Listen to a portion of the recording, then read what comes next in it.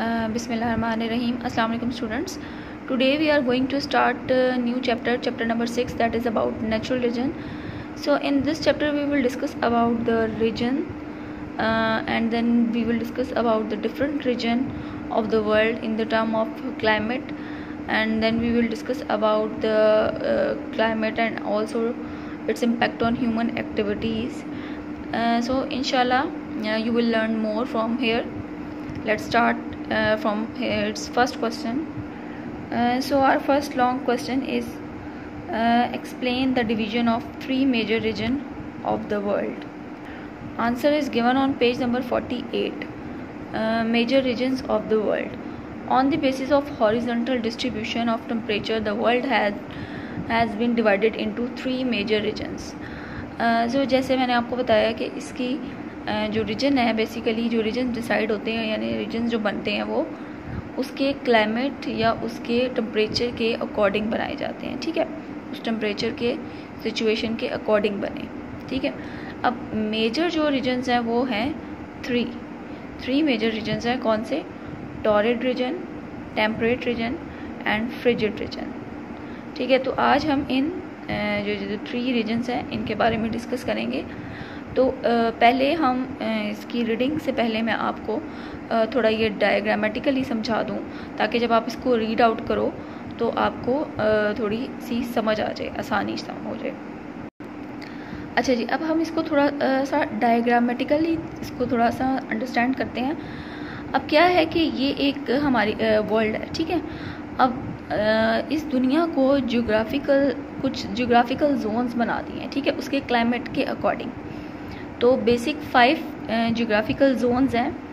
अब ये जो पहला है जो सबसे सेंटर बिल्कुल हमारी अर्थ का सेंट्रल पार्ट है बिल्कुल, वो है इक्वेटर. ठीक है, ये आप 7th में भी देख चुके हो, इसको बारे में आपने 6 में भी पढ़ा होगा. ठीक है, ये है इक्वेटर, बिल्कुल सेंटर वाला पार्ट. अच्छा, इक्वेटर के इस तरफ यानी हमारी नॉर्दर्न साइड पे ट्रॉपिक ऑफ कैंसर. ठीक है, ये यहाँ पे आर भी आएगा. ठीक है, ट्रॉपिक ऑफ कैंसर.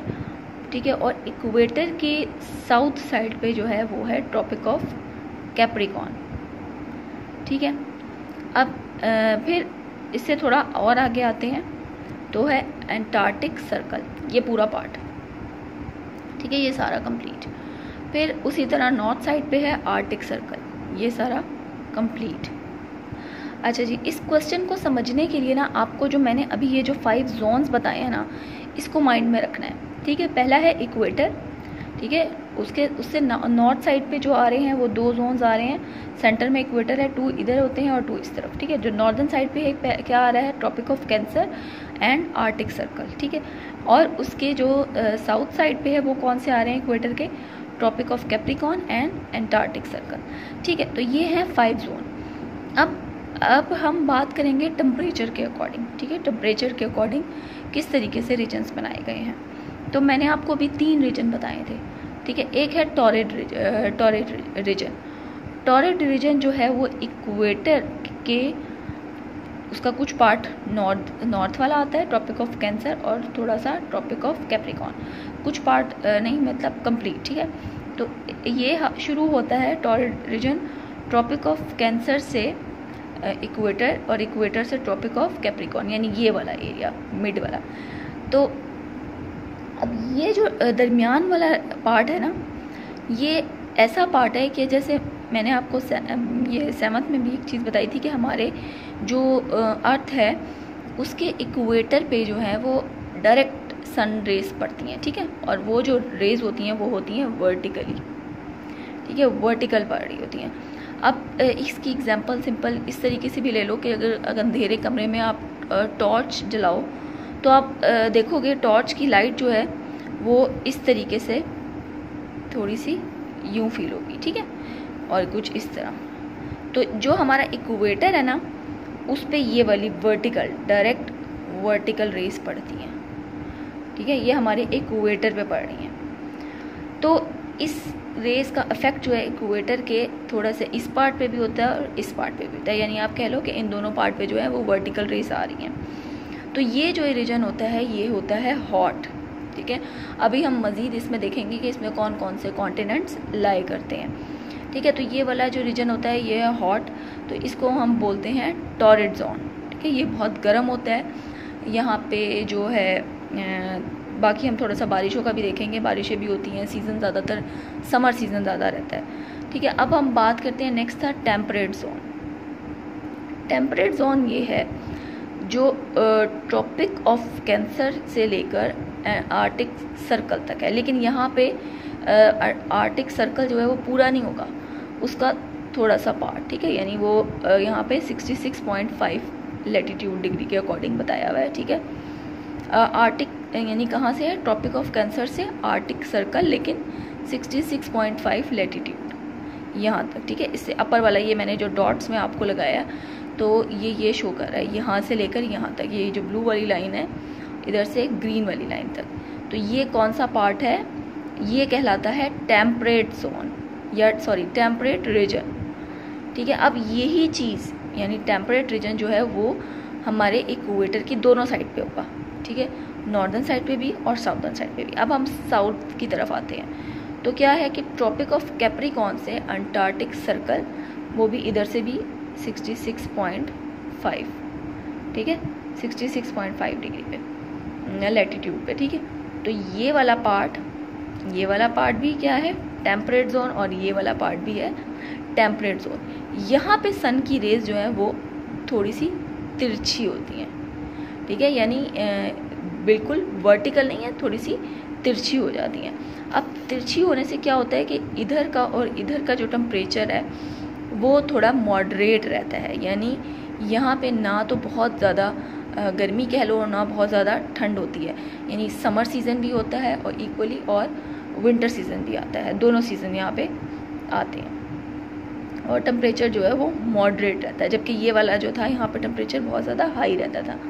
अच्छा, फिर है तीसरा जो था वो था फ्रिजिड रीजन। फ्रिजिड रीजन जो है वो होता है आर्टिक सर्कल से लेकर नॉर्थ पोल पर, अगर हम नॉर्दर्न साइड पे बात करते हैं तो, ठीक है, आर्टिक सर्कल से लेकर नॉर्थ पोल तक, और ये बनता है हमारा 90 डिग्री, ठीक है।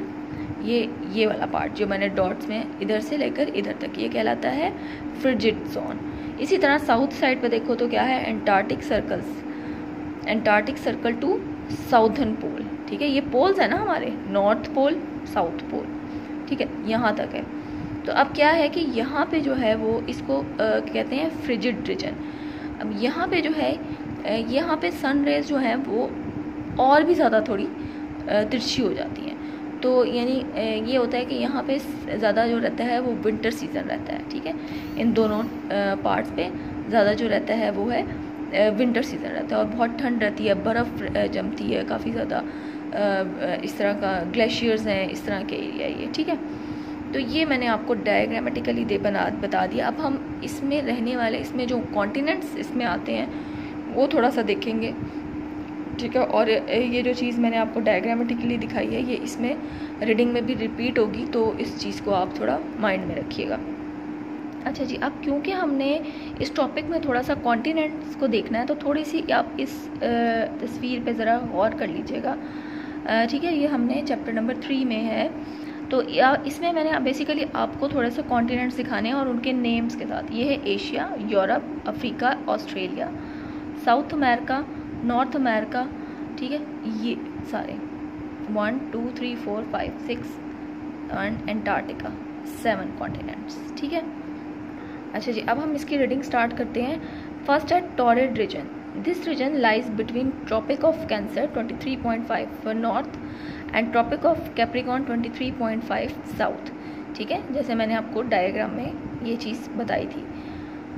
अच्छा, क्या है कि on both side of equator, यानी इक्वेटर की दोनों साइड पे है। Southern part of Asia and North America, northern part of South America and Australia and central part of Africa are included in this region. अच्छा, अब ये जो names है ना, ये थोड़ा सा आप अगर तो कॉन्टिनेंट की आपको उसकी पोजीशन पता है ना कि किधर किधर है, तो ये चीज़ आप अंडरस्टैंड कर सकते हो। अच्छा, कॉन्टिनेंट को आप थोड़ा समझने के लिए आप ये इस वाली हम पिक्चर को देखते हैं। तो मैंने अभी आपको बताया ये है एशिया, ठीक ठीक है, ये वाला पार्ट ये अफ्रीका है, यहाँ से ये वाली जो चीज़ है ये यूरोप है, ठीक है, ये ऑस्ट्रेलिया, फिर ये क्या है north America, sorry south America, north America, and ये ग्रीनलैंड है। जो है इसका हमने अभी फ़िलहाल इसको डिस्कस नहीं करना। अब मैंने आपको बात बताई है कि क्या है टॉरिड जो रीजन है उस पर कौन कौन से रीजन वो कॉन्टिनेंट्स आ रहे हैं। तो आप देखो तो एशिया का नॉर्दर्न पार्ट आ रहा है, ठीक है, यही होता है ना, ये देखें नॉर्थ साउथ ईस्ट वेस्ट, ठीक है। तो सॉरी एशिया का कौन सा पार्ट आ रहा है, साउदर्न पार्ट। फिर इसका सेंट्रल पार्ट आ रहा है किसका, अफ्रीका का। अच्छा, और दूसरी तरफ साउदर्न पार्ट आ रहा है नॉर्थ अमेरिका का भी, ठीक है, ये है ना, ये दोनों, ये जो चीज़ है ये कौन सा है, टॉरिड जोन। फिर कौन कौन से और आ रहे हैं रीजन्स, ठीक है, और फिर कौन से कॉन्टिनेंट आ रहा है, ऑस्ट्रेलिया भी आ रहा है, ठीक है। तो थोड़ा सा मैप को अंडरस्टैंड करते हुए आप इस चीज़ को के नेम जो है वो थोड़ा याद अच्छी तरीके से याद रख सकते हैं। चलें अब हम आते हैं इसके बाकी, अच्छा अब इसके बाकी पॉइंट्स हम थोड़े से और देखते हैं। अच्छा, जैसे मैंने आपको बताया sun rays fall vertically on the equator and surrounding region, ठीक है, वर्टिकली पड़ती हैं सराउंडिंग रीजन यानी इसके आसपास एरिया में भी। That's why the temperature remain high in the torrid region, remaining high रहता है throughout the year. Maximum rainfall occur on the eastern coast. अब इसमें जो बारिशें होती हैं वो होती हैं ईस्टर्न कोस्ट पे, ठीक है, और जैसे जैसे वेस्ट साइड पे आते जाते हैं बारिशें कम हो जाती हैं, which decrease westward. That's why vast desert are found in central and western coast of the continents, ठीक है। तो डेजर्ट जो है वो ज़्यादातर हमें कहाँ मिलते हैं, या तो इसके कॉन्टिनेंट्स के सेंट्रल पार्ट में या फिर उसके वेस्टर्न पार्ट में, क्योंकि ईस्टर्न पार्ट में जो है वो बारिश होती हैं। फिर है temperate region. This region lies on both side of the equator from tropic of Cancer and Capricorn to Arctic and Antarctic circle 66.5, जैसे मैंने अभी आपको बताया था रिस्पेक्टिवली। अब इसमें कौन से एरियाज आ रहे हैं, Asia, Europe, North and South America, Africa and Australia are included in this region. ये भी आप उसी तरह मैप को देखते हुए इसके नेम जो है वो आप याद रखो। फिर है the sun rays are oblique in this region. अब यहाँ पे जो है सन की रेज जो है वो तिरछी होती हैं। That's why intensity of temperature is not too high. तो अब अर्थ की जो टेम्परेचर की इंटेंसिटी है यानी उसकी जो शिद्दत है वो बहुत ज़्यादा नहीं होती। Both season that is summer and winter are found, ठीक है, समर और विंटर दोनों होते हैं। There is abundant rainfall in this region. इस रीजन में जो है वो बारिशें बहुत होती हैं। Amount of rainfall is maximum on the western coast. अब ये जो है ये थोड़ा सा इसके ऑपोजिट हो रहा है। यहाँ पे ईस्टर्न कोस्ट में टॉरिड रीजन में बारिशें हो रही थी, इसमें वेस्टर्न कोस्ट पे जो है वो बारिशें मैक्सिमम होती हैं। फिर जैसे जैसे हम ईस्ट वर्ड की तरफ आते जाएँ, विच डिक्रीज ईस्ट वर्ड, ठीक है, तो वो जो चीज़ है वो रेनफॉल जो है वो कम होना शुरू हो जाती है। That's why desert are found in the interior of the continent. तो क्या है, डेजर्ट जो है वो ज़्यादातर जो है वो उसके कॉन्टिनेंट के अंदर मौजूद, मतलब उनके अंदर मिलते हैं हमें। अच्छा, अब लास्ट है हमारा फ्रिजिड रीजन। अब फ्रिजिड रीजन जैसे मैंने आपको बताया था क्या था, arctic and Antarctic circle to north and south pole तक है।